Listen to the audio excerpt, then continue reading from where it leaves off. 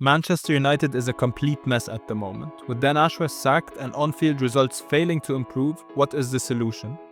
Stick around until the end to find out. First, we'll break down what's wrong on the pitch, and then we'll dive into the bigger issue, the problems off the field. Let's get into it. Manchester United's on-field issues are not just a result of bad luck or temporary form. They're deeply embedded in the squad itself. Despite spending millions on top-tier talent, the team consistently fails to meet expectations. High-profile players are underperforming and the club continues to pay them astronomical wages, yet their contributions are nowhere to be seen. The head coach, Ruben Amorim, has his work cut out for him, but the main issue lies with the players. It's time to ask the tough questions. Why are these players still here? Why are they allowed to coast along on massive contracts while the team suffers?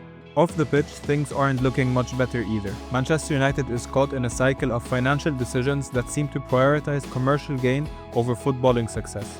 Fans are questioning whether Manchester United is being run for football success or just as a business, especially since the Glazers still control the club's commercial side, even after Sir Jim Ratcliffe bought a 25% stake in the club.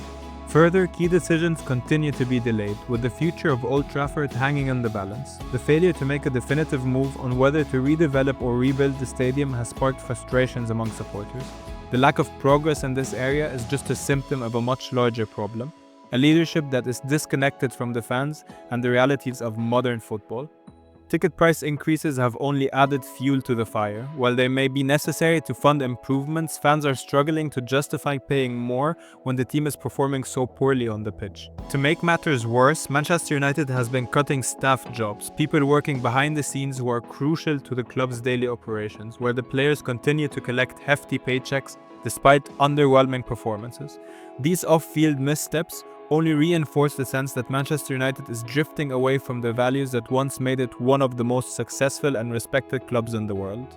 So what can be done to fix this? The answer is clear. Manchester United needs to focus on long-term footballing success. The club needs to be competitive again, and that starts with having a team that is willing to fight for every single point. The current squad is bloated with underperforming, overpaid players who are comfortable and lack accountability. It's time to finally move these players on. A squad overhaul is needed, with an emphasis on bringing in young, hungry players who align with Ruben Amorim's vision and are willing to put in the hard work required. Now, this overhaul won't be cheap. The club is stuck with high-paying, long-term contracts for players who haven't been performing, and will cost a significant amount to get rid of them. According to The Athletic, 250 non-playing staff members have lost their jobs, yet some of the top earners in the squad are still underperforming. Casemiro on £350,000 per week, Marcus Rashford on £300,000, and Anthony on £200,000 per week, just to name a few. These wages are eye-watering, especially given their lack of impact on the pitch. But considering Manchester United has saved money by cutting staff jobs and cancelling events like Christmas parties, the club should be using the money to invest into the squad.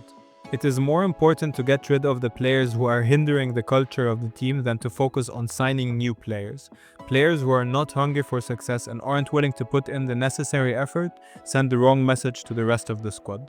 The culture must be pure and built on hard work, leadership, and a team-first mentality. The money from the job cuts should be used to end these players' contracts early, even if it means there might be no funds left to bring in new signings. This can actually be a positive, as it opens up opportunities to promote players from the youth setup, who will bring energy, passion, and the right mentality. This isn't just about getting rid of expensive contracts, it's about creating a team with the right culture. Manchester United needs a squad built on these principles, with the focus on players who want to prove themselves, learn, and grow. The future success of Manchester United will be built on these foundations, and this is the only way to restore the club to its rightful place at the top of the English Premier League.